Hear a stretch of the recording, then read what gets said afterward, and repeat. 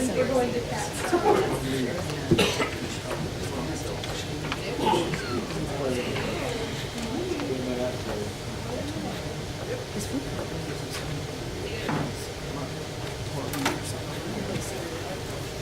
He's misinformed. He always reads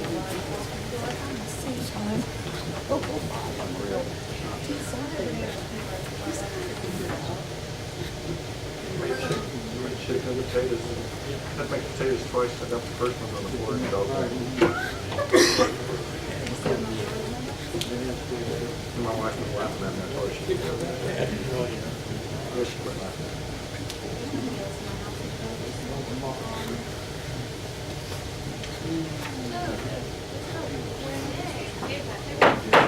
I'd like to open this January 16, 2018 meeting of the Herington City Commission. Can you please stand for the pledge of allegiance? Pledge allegiance to the flag of the United States of America and to the republic for which it stands, one nation, under God, indivisible, with liberty and justice for all. Alright, the first item of business we have tonight is the annual reorganization of the commission to do the election of mayor after we have new commission members. We did have two commission members sworn in on Monday. Sarah Nessler has signed on for another 3 years, and we have Mark Fox here. Welcome for your first term. So do I have a motion? I make a motion we appoint David Jones as mayor. Second. Discussion?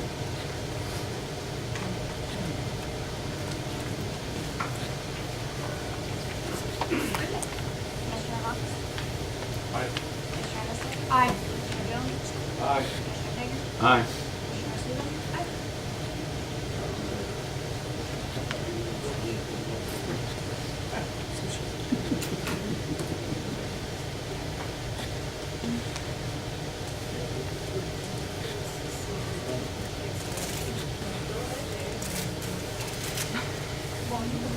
Moving on to number 3, annual reorganization of vice mayor. Do I have a recommendation or nomination?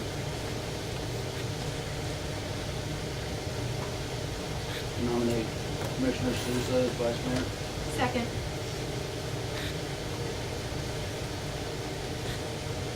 That's on you, Mayor. Brenda? Commissioner Hawks? Aye. Commissioner Nessler? Aye. Commissioner Hager? Aye.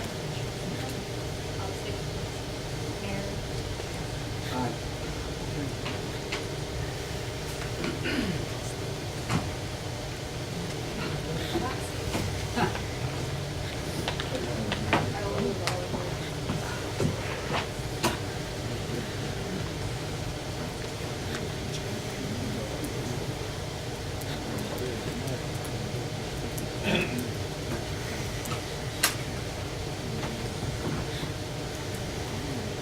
Okay. It's a process. Don't forget to switch your name, please, to unless you'd like to be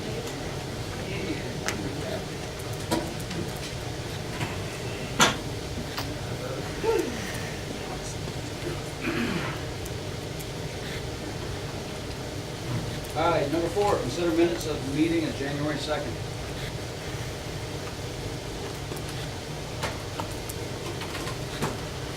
I don't remember seeing anything. Move we approve the minutes of the meeting of January 2nd, 2018. Second. Discussion? Brenda? Commissioner Hawks? Aye. Commissioner Nessler? Aye. Commissioner Hager? Aye. Commissioner Stevens? Aye. Mayor. Aye. Discuss and review appropriation ordinance P0112, TAC 18.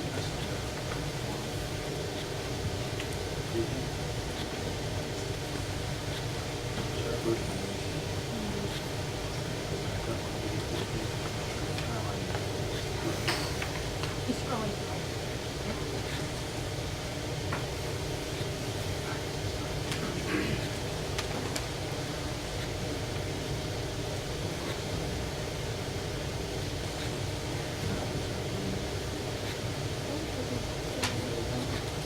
Public forum. First on the list is Rick Freeman, talking to us about ADA.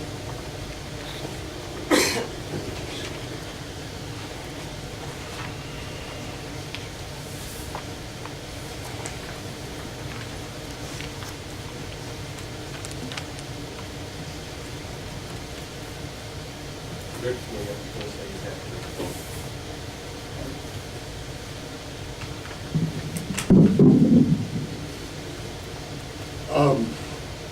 Mayor and Commissioners, I would just like to ask a couple questions on the ADA compliance. In 2015, we finally got $5,000 put into the budget for ADA compliance.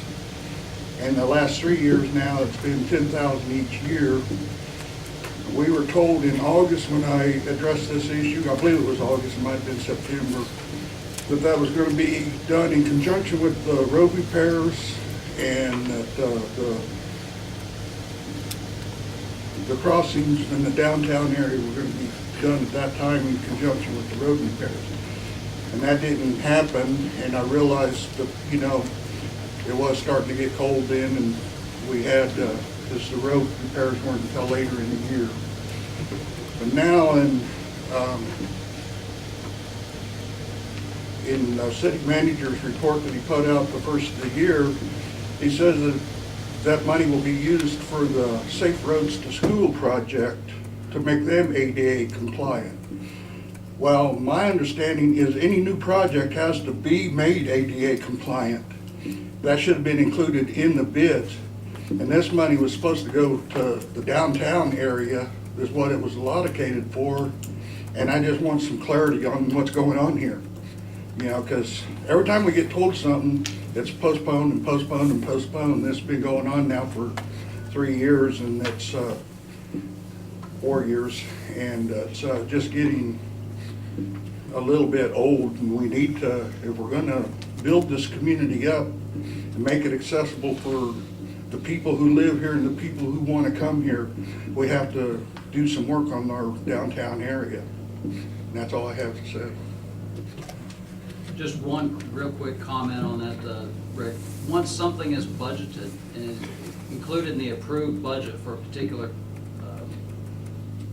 task, subject, topic, whatever, it cannot be used for something else without doing a budget amendment. So it would have to be used for ADA compliance. Well, and I understand that, but the way his letter says that it was to be used for the ADA, to make the trail ADA compliant.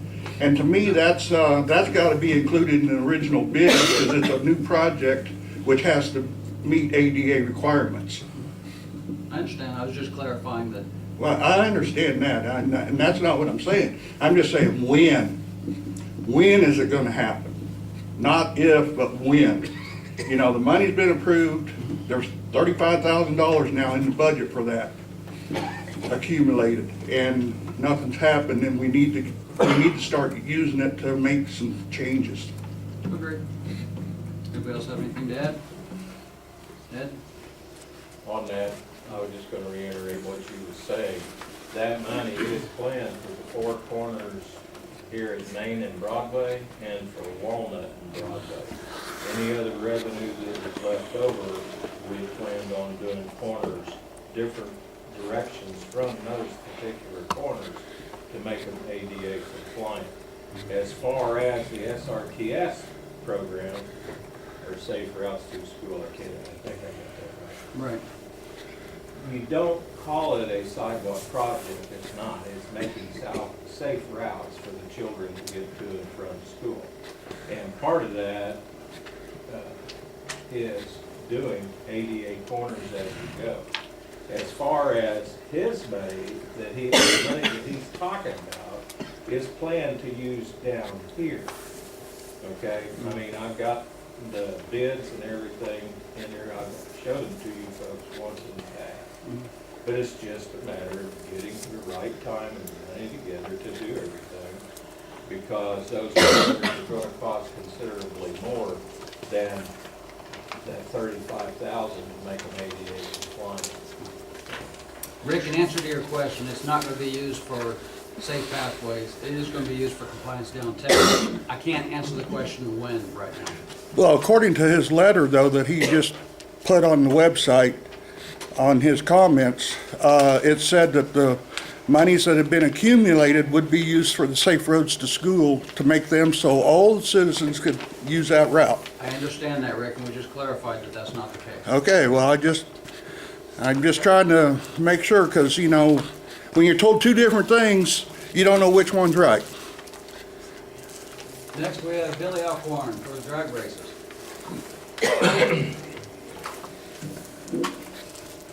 A couple of you know why I'm here.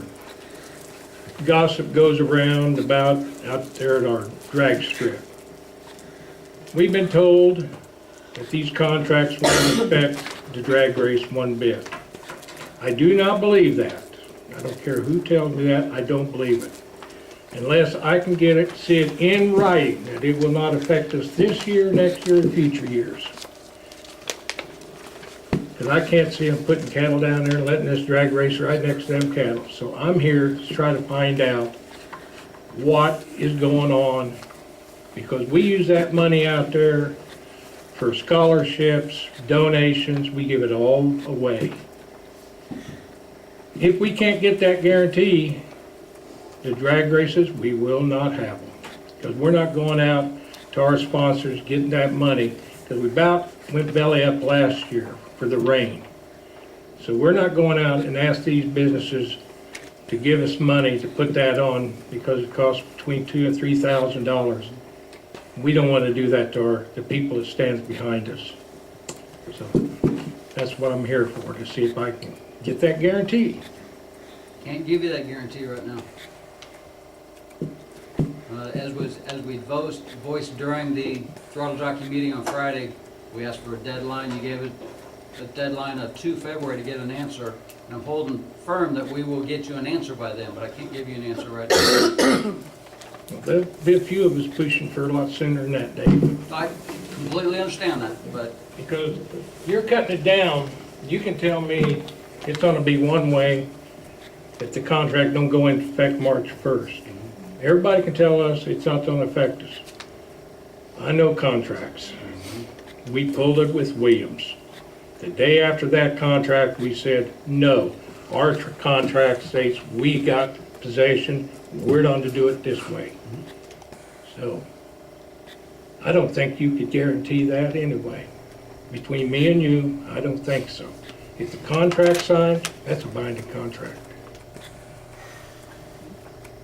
anybody else have anything to add? Really, all I can say is we'll work on it. I don't think any of us want to see that event go anywhere either. I know I enjoy it every year, so. Thank you, Bill. Butch Knight. Nope. About the lake.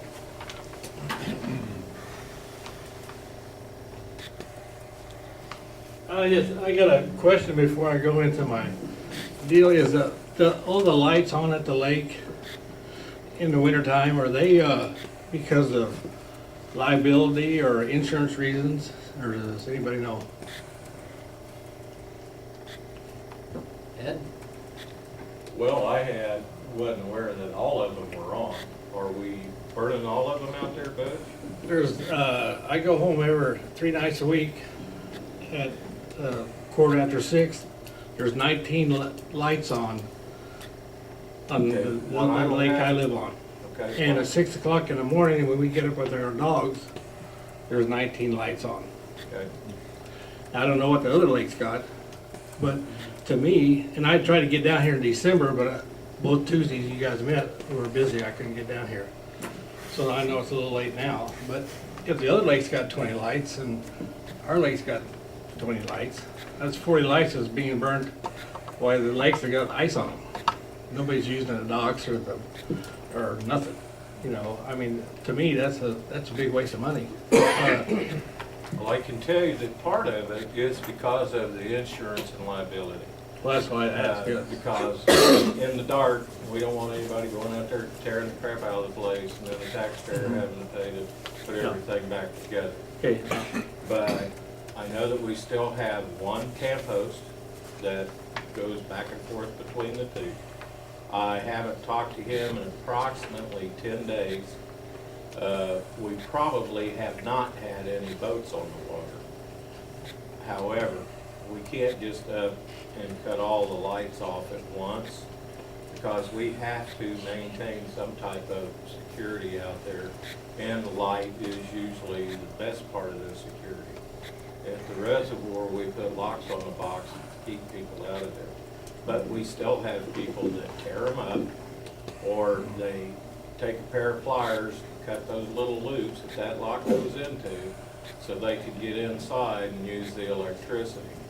I also know that a lot of those boxes, and I'm not sure about the lights, but I'm gonna make a dangerous assumption here and say that all of them are tied together into one box running on 1 meter.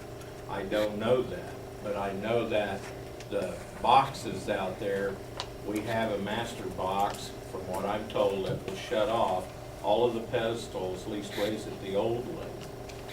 So, only thing I could do on that would be plead ignorance as to why I haven't asked them about the lights. I didn't realize they were running full lights in the winter time. But I can darn sure check it.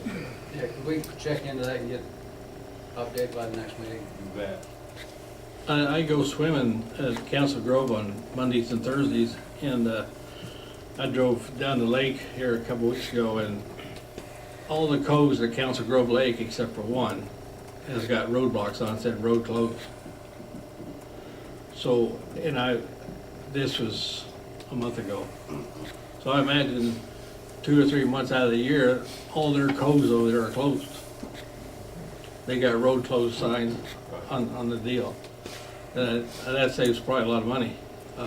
We can't close ours, unfortunately, Butch, because we have a deal with wildlife and parks. We have to maintain open boat ramps at both the old lake and the reservoir. So we can't just up and shut the lights off. But I'll check into that and get back with you Please. the next time. We'll figure it out.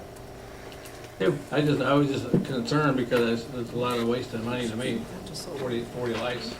You don't ask the question, we don't know it. Okay, there you go. Thanks, Butch. Sean Tiffany. How we doing, Sean? Good, how are you? Wonderful. Ma'am? Well, the reason I'm here tonight is pretty simple. We've done business in the area, the region, and with the city for over 10 years now, and have had a great working relationship with Merlin, with Ed as well, and with Ron prior to that. But I've never taken the time to come in here and meet the mayor, meet the commission, and just establish that relationship. And due to the fact that my company's name was on the front page of the paper a couple weeks ago, I thought maybe that this evening would just be a good time to do so. I took the time to just put together some bullet points on our company and its impact on the region. This is 2017 by itself. Approaching $7 million in corn in the regional economy, over $250,000 in hay usage, and approximately $1 million in payroll to just our employees that live in Herington or the neighboring communities. 31 full-time and part-time employees at the Herington location. I even have one young man that works at the Marquette location that is a Herington resident. And so, you know, like I said, I think the relationship's been good for us and for the city. Hope for that to go on a long time.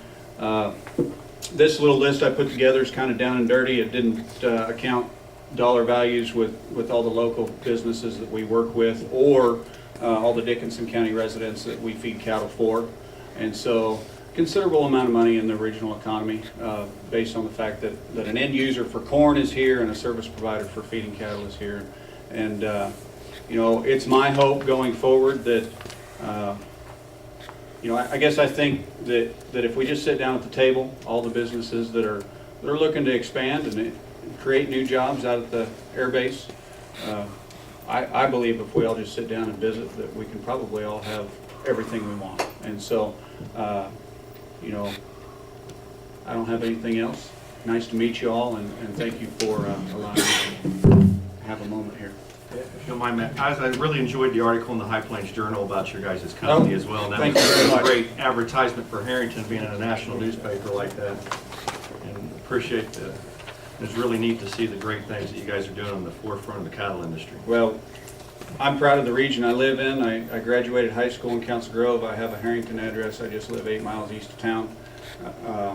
You know, I think southwest Morris County, southeast Dickinson County is perhaps one of the best kept secrets in Kansas. So, pretty great place to live and raise a family and great jobs. So, that would be another thing I would mention. When we bought the feedlot in 2010, or excuse me, 2007, 10 years ago, there were 6 jobs out there.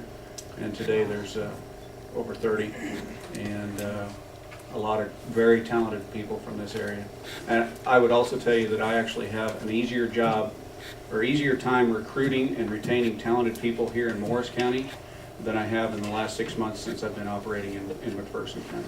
We've got a lot of great, talented folks in this area, and they're a tremendous resource to not only my company, but to our communities and everything else. So, you guys have any other questions for me before I sit down?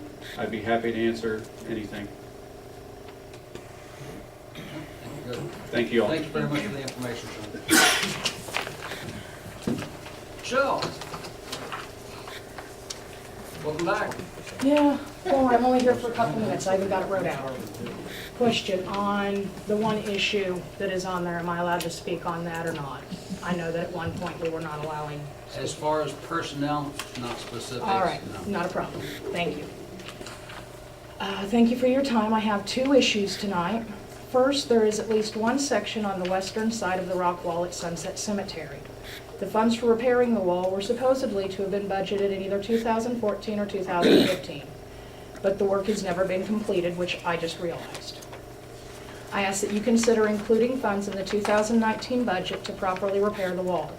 I feel we must budget to maintain what we have before adding to the budget for new pieces of infrastructure, like the sidewalk for the walking trail.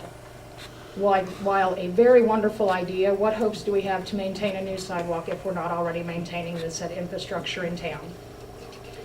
The second item deals with domestic violence. The following statistics are from the National Coalition Against Domestic Violence. 33% of women and 25% of men will report being victims of domestic violence. There are 20 incidents of domestic violence per minute and up to 20,000 calls reporting domestic violence daily. 1 in 5 children are exposed to domestic violence yearly, with 90% of those being eyewitnesses. As a survivor of physical and mental abuse from a significant other, I find it necessary that our city put into place some sort of policy recognizing that domestic violence will not be allowed or go, now that I can't talk about that, my speech doesn't work. It cannot go unaddressed. And I would like to see something put in place in the near future, recognizing that Herington does not approve nor will accept issues of domestic violence. I will say, because that information was posted publicly, you can make whatever comment you want. There you go. Okay. It was not deleted by the police department itself, it was deleted by Facebook. Okay, well, I find it appalling that we hire somebody under investigation for domestic violence. It calls into question the integrity of our police department. An agency of the law should not hire a suspected criminal. I worry that this hire may make it even harder to encourage trust from citizens. I realize there is only so much you can do, as that hiring is not under your direct supervision, but I do feel it needs to be addressed. I hope you can offer direction or a solution to those who made this decision that will also address the concerns of the community. We can and should do better for Herington. Thank you again for your time. Have a great evening. The cemetery wall, you said is the west side? Yeah, if you go to Google Maps Right. and do the satellite view and go down the little dirt 12th Street Road, you go right beside it. So I'm sorry, it's been cold enough. I refuse to go outside unless it's work or something I feel really needs to be done. Any other questions? I'm going to go home and enjoy my retirement. Have a good one. Thanks, Michelle. Do you have any additions to the agenda?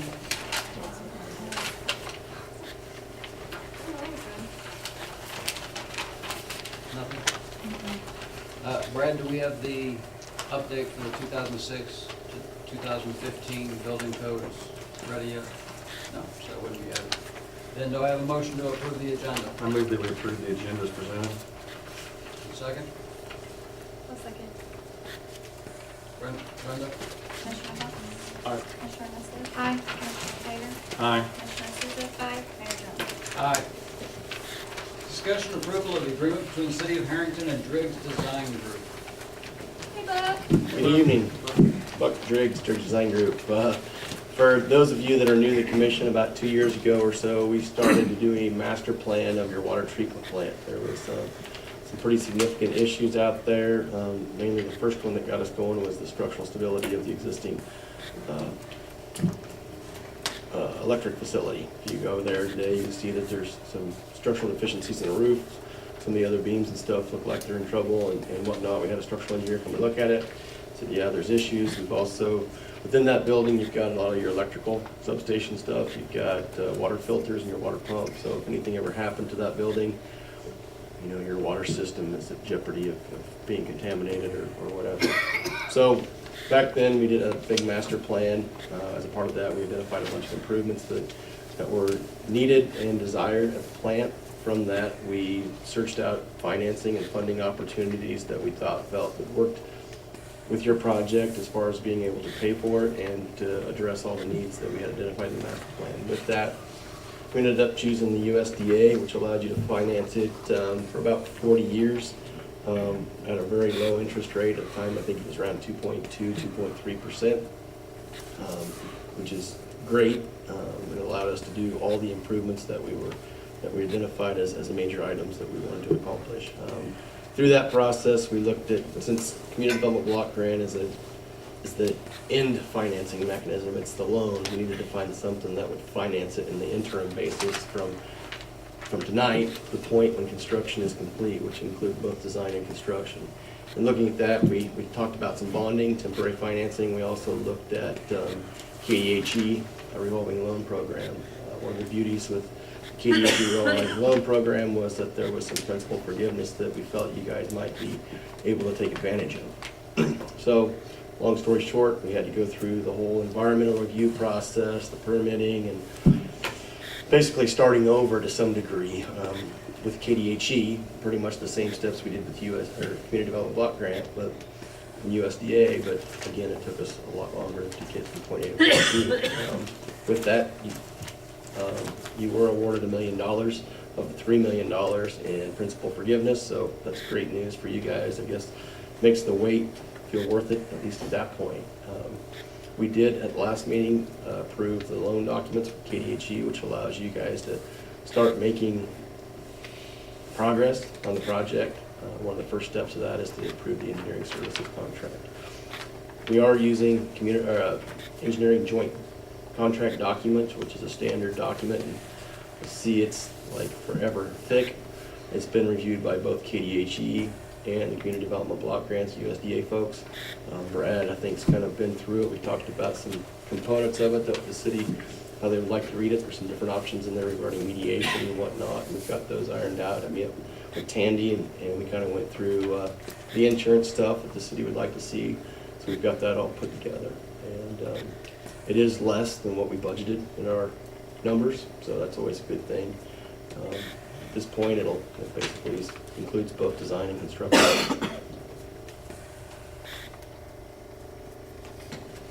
Questions on Mark? No. Okay. It is one long document. It Yeah. is a very long Read it document. for days. I We did have tried a couple- tracing stuff Couple through of it. questions for you, Buck. On page 52, there was 2 blanks in there for owner engineer hereby agree to the construction cost limit and the amount of, and it's blank. And then this next line, of bidding and negotiating contingency, and then percentage is blank. Yeah, these are just exhibits in the deal. We're not using those exhibits because we don't have a contractor that's building it to a certain dollar amount. Okay. We'll be going through the actual bid design process, design bid build, versus if we had a owner involved, then we would be saying that if we had a $3 million cap, that's all you're gonna pay for it, and, you know, you gotta work the contractor over. If we need to mark through those or something, whatever Brad thinks we need to do, just, I took that as kind of marked through as it was. I mean, it looks like a blank, but they've got yeah, it looks grayed lines. out, so. And that was a question of mine as well at the time, and given that we have a cap on this in terms of project costs, those would be kind of less than relevant. If if everybody's comfortable, we can have closer initial. Plenty fine The with that. grayed out probably just didn't translate in the scan. Right there. And you said that already been through the insurance requirements with Tandy and everything's good there? I think she came and met with the city, at least I called her, that's what we do that, to reconfirm. And then on page 57, there's a mediator option in there, but it just says enter name of mediator. Is that something we have to specify at the beginning, or? No, well, I don't know. I guess the document I have shows Ed Neely. No, mine says Ed Keeley. Yeah. Keeley of Mine McDonald. has it on there, Ed That Keeley, was the name McDonald that I Tucker, heard Wichita. talking at the time, he was asking for someone that made contact with Not Mr. sure. Keeley. Mine says insert name of mediator or service. Is that Mine's on got the, it. is I that on don't the know why yours agenda is different than 116 theirs. packet? Yes. I don't know. I don't know, I we're got looking the- at the same I got the attachment. special packet evidently. Well, I can say if he's got it, I'm covered. I don't know. But yeah, we've got a gentleman out of Wichita that Brad knows that recommended that if we get into some type of disagreement, which we won't, that they will mediate our disagreement. Next thing I noticed, the contract stipulated a 12-month or 240-day bill window. Are you confident that that's plenty of time? And Yeah, I think so. We'll work a little bit more on getting you guys some schedules and stuff. I've put it together so many times, it's not even funny. Can keep getting put back, and we're probably a year behind where I'd hoped we'd be at one point. But the intent generally is to have something mid to late summer to build the electrical building, get it moved, get all the electrical components moved and out of the building, and then come January-ish of 2019, have the project bid to where we've got the electrical done, out of the way, and then the water wastewater guy can come in and build a new facility, build the filter basins, do all the plumbing, and then demo it at that point. And there'll be a security fence that goes up. I don't know whether we'll probably try to do that after the demo, let them get all in there graded, get it prettied up, and the security fence will do all the last steps.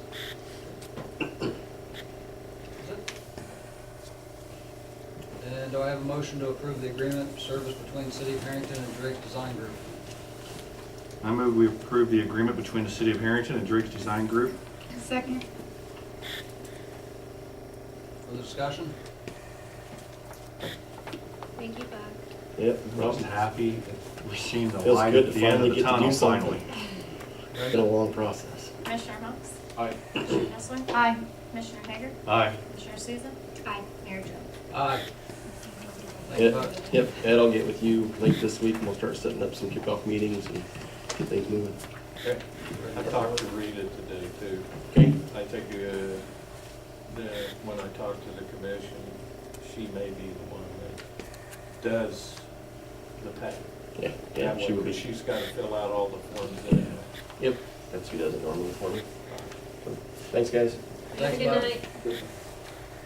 Gary Young regarding occupancy of 801 North D Street. Good evening. Gary. At your last meeting, you requested that I have the new owner and current resident of that address come tonight, and Louise Alvarado's here.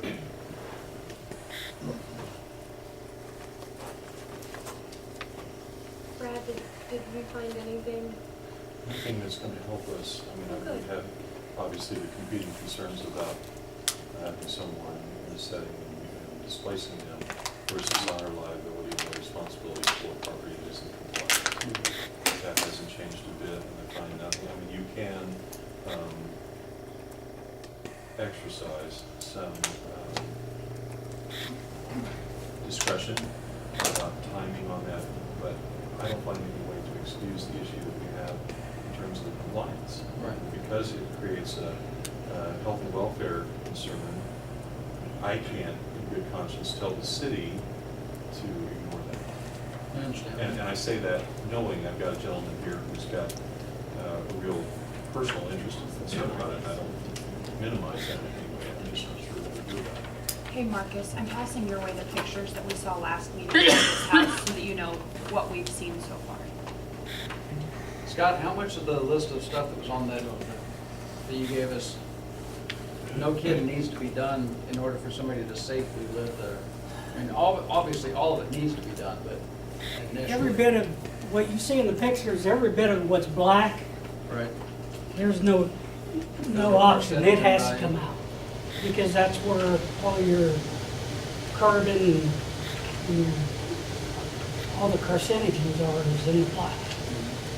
I mean, even us as firefighters now, they will not allow you to take your bunker, you're in the bunker, because even after you're washing it, it's still holding it, so now that has to stay out in the truck. I mean, that's how much they're getting really picky on this.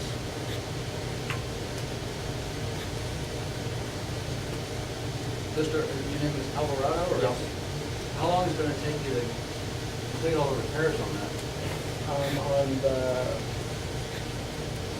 the east side, what's damaged, correct? I'm hoping before summer, hopefully around June, July.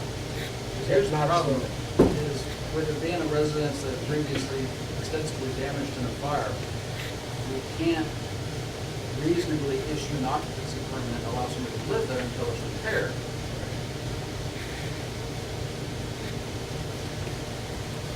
You're saying that it's gonna take till summer to... No, the finally to complete all of it, I mean, hopefully within a month, or the end of the month, I should have the windows there, I should have it sealed with the chemical that's required for the studs replaced or assisted to as far as the structural of it. And as far as the outside also as well. By when, you say?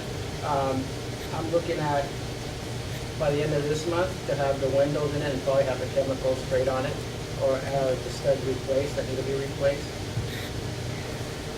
And also if weather permits, which is a big issue.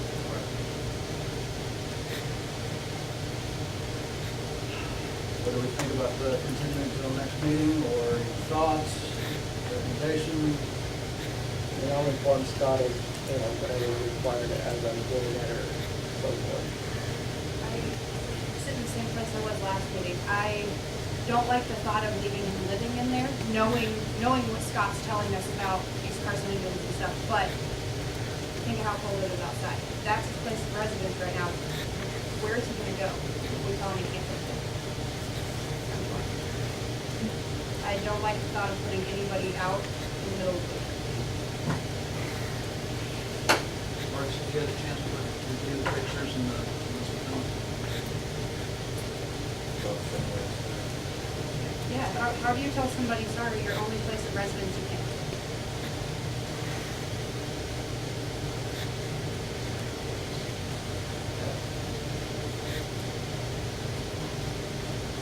Scott, is there a way for them to seal off a portion of the home where it would make it partially safer? To be honest with that, probably not unless you're gonna invest in the air evacuation system that's gonna constantly pull in the air from the residence into a HEPA filter. It's gonna be quite costly.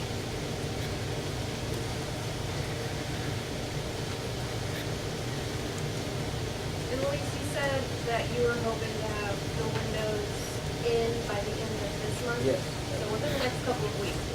Yes. Is it just you living there right now? Yes, it is. My next stop is our next kids. Still think our best bet at this point is going to continue until the first meeting in February, and ask Scott to inspect it prior to that meeting, and come back, so, okay, has the needle moved, are we safer, or do we just... Are we making progress on it or not? I like that recommendation. Like I said, I can't see things out of this only residence. One other question. Sure. How's it heated? The furnace? Gas? Yes. Is that compliant? To be honest, I don't know.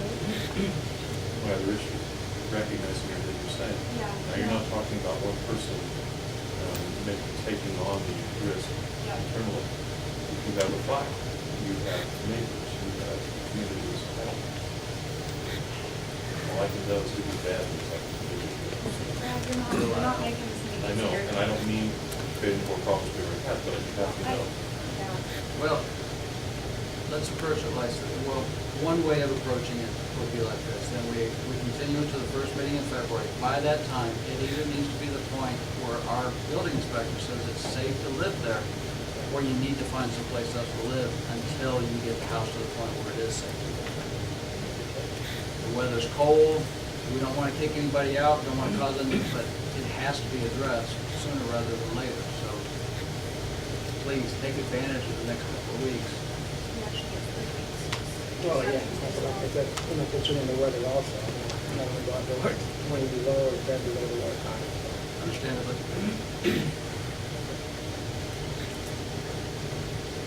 I make a motion to continue this to the first meeting in February. What day is that? February 6th. So February 6th. I'll second that. Discussion. Brenda? Commissioner Hess? Commissioner Hess? Aye. Commissioner Hager? Commissioner Susan? Aye.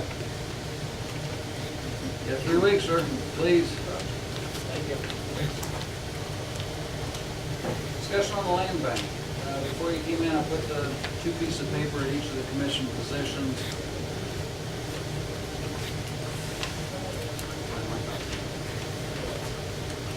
First being the annual report, same thing as we presented last year. This is not in replacement of our budget. We will be submitting that in June as a requirement of the code book. But just kind of a state of affairs, this is what's going on in the land bank. Request for support. I will point out specifically at the bottom there, 3 things. We'd like the commission to consider additional funding for the land bank for 2019 budget preparation so we can begin engaging in sheriff's sale properties for removal. Request the land bank be included in the city annual audit in 2018 to meet our annual audit requirement for Kansas statute. The land bank was audited at the same time as the city for 2017, requesting the same thing for 2018. It's a lot more cost efficient than the land bank going out and getting a separate audit just for the land bank. And request legal support from the city to assist in clarifying e-name requirements for the land bank. I think we've mostly got that ironed out, but I want to make sure that we're compliant. On the back side of the first sheet, you see the current inventory of properties. All currently is on Golden Point. We did sell 2 properties out there this year. There should be a new house going up soon. And then on the third sheet was the recommendation from the Herington Land Bank as far as what we do with the board. The consensus was that we need to find a happy medium between the land bank kind of standing alone and just going back to the commission. The thought process was to make kind of a hybrid board so that the land bank consists of the 5 commissioners and 3 or 4 at-large members. Then you've still got that at-large presence, but the majority of the commission is involved. It's not 2 commissioners that change over every year, reducing the turnover. Kind of a hybrid between the 2 concepts. The only change requirement to the code book would be to 1-607, paragraph A. And I've included that down below as one recommended way of wording that. Other changes as far as staffing within that board seats, whether who's the chairman, vice chair, secretary, treasurer, that would be taken care of internally at the land bank. But one thing we discussed at our last meeting is the possibility of having, if we do go this route, having the land bank meetings immediately prior to the first commission meeting of the month, so that if the land bank needs an answer from the commission, then we can go into recess for the land bank meeting, adjourn the commission meeting, complete the commission meeting, answer the question, and then after the completion of the commission meeting, we can readjourn, we can reconvene, thank you, land bank meeting. One concern there is thinking of Mark, who coaches. He'll never make a land bank meeting, ever. So, I mean, he's in practice till, he walks right into our commission meetings as it is, so. I understand that, and there again, the meeting time would be up to the land bank. But as far as the composition of that board, that was the recommendation from the land bank. Thoughts? I like that better than what we have now, that's for sure. I like that we, all 5, have a say. I could be with it. Anybody else? Well, I think it's a fabulous idea. Pat's like, I don't want to be one of the 2. Well, I will It say was- this, it was we don't have to Commissioner worry about Sousa's who to appoint to the land bank, we're all automatically on the land bank, so that Yes. eliminates that problem Yeah. completely.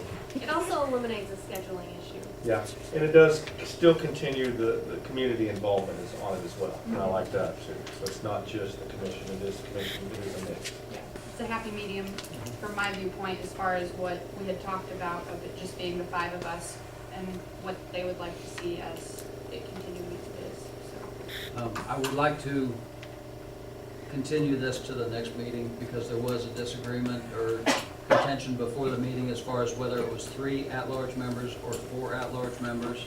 I want a chance to go back and review the audio from the meeting to verify exactly what we did vote on, and then change paragraph A accordingly and present it at the next meeting for approval. And since it was a non-action item, no problem. Okay. Everybody good with that? Yep. Consider approval of the City of Herington personnel policy. You said you were gonna have hard copies for us? Or no, that's not hard copy, that's, No, that was in there. no, we have one before that, number 11. When you pick up, she said we have a new one. Oh, You're on the wrong agenda. do you have the paper And, copy? and we don't, I only you have said you were 3 gonna have hard agendas. copies on the I- email for us Oh, of their well, application? you don't, no, you don't even have the new one in there. She's got, I got you. Am I quickly run everybody's? No. spot? Oh, sorry. I'm getting someone's folded copy, but we have number 11. Yeah. For some reason, my computer would not download Janet's application. She's currently on, it is expiring. So, I mean, we just would be reappointing her back into the same position. We haven't had anybody else apply. And I think they kind of need this so that they'll be able to have a form to pay bills. So, but I tried several different things to download that application and I couldn't get it to work, so. How long has Janet been on the Housing Authority Board? Just want to make sure we're not running into a problem with reappointing the same people and now we're not in compliance with our own code book. Well, I know, but if you don't have anybody else applying, then you're gonna have nobody on the board. Well, absolutely, and that's something we have to Yeah. address, but we can't reappoint somebody to a board. I'm if not it's sure how long she's been on there. direct If there's compliance. term limit on this one or not, I don't know. I didn't see there was a term limit on it. It's been on there 6 years that I know of.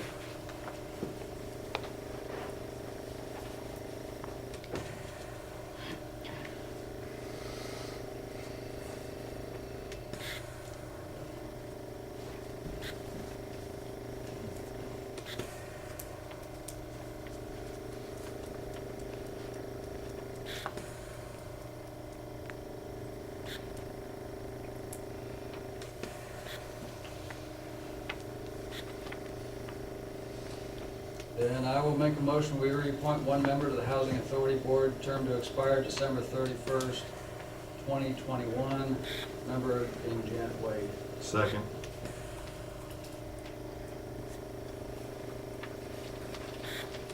If I get that, do you guys want me to just email it and submit it to you, so you can see her thing?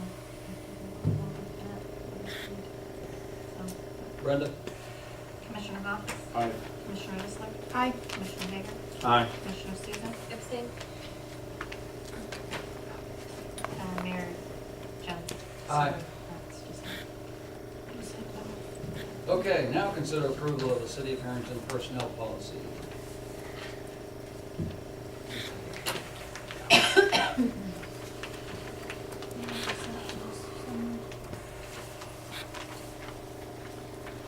When we had talked back in, I want to say it was June when I went back and scrolled through emails today, we had talked about the vacation hours and how they were figured. And I had asked specifically about whether that was a cap on the number of hours they could accrue that year or not. And Ed said it was, but the discrepancy we had was, okay, somebody hits their 120 hours that they can accrue that year, and let's say it's June and they're at their 120 hours and they now go take 40 hours of vacation to take a week off. Well, now they can reaccrue those 40 hours, and then they can take 40 more off in August, and they can reaccrue those 40 hours. We had said that we wanted to put in a max of, once you hit that maximum accumulation number, you're maxed out for the year. You don't start reaccruing anything till the next year. That was our discussion then, and I don't see anything that's been added in there. Because, Yeah. I'm not sure that you can do that. well, I was told in June we could. Because then if you, whatever the figure is, if you're accruing 4 per pay grade or 5 or 10 or whatever, if your max accrual for the year is set at a lower number, then you're not really getting 4 hours per pay grade. Their max accrual isn't set at a lower number. Is it? Hold on, let me math for a second. Yeah, that doesn't work. For some it does, for some it doesn't. For a 1 to 5 year guys, it doesn't work. I would advocate tabling this until the February 6th meeting, specifically because it's a 32-page document. We've got 2 hours before the meeting, and I'm not certain that all of us have had time to research and read into it and be comfortable to vote on it. I mean, we've already looked at it a couple of times, but this is probably the first time Marcus has seen it. One thing I did notice that the commission had agreed on then was adding sexual orientation and gender identity to the equal opportunity. That was not listed anywhere in the personnel manual. And I only had a few minutes to review as well, so I didn't get very far into it. Yeah. If you go back to the minutes, to answer your question on that, on the June 6th meeting, things were discussed, but then it was moved to the next meeting. The next meeting came along, and yes, it was discussed, but no action was taken. So I can't change it The commission until action motioned, is taken. the commission motioned at that time. No, ma'am, it's right in the minutes. I No don't recall a motion, action but I was thought we taken. asked for a new draft. We I did. say, I do not recall doing a motion, but I Yeah. do believe we asked for a new draft so we could see it. Because I'm not gonna approve anything till I see it written the way I want it. And We that, want it. perhaps there was not a motion, but I do remember that all members of the commission were in agreement on that fact. And yet, these are just things that we're not seeing changes that we requested, so Well- it's really hard to pass something. Right, and we need to get it right. But we need to give Marcus a chance to get caught up on it.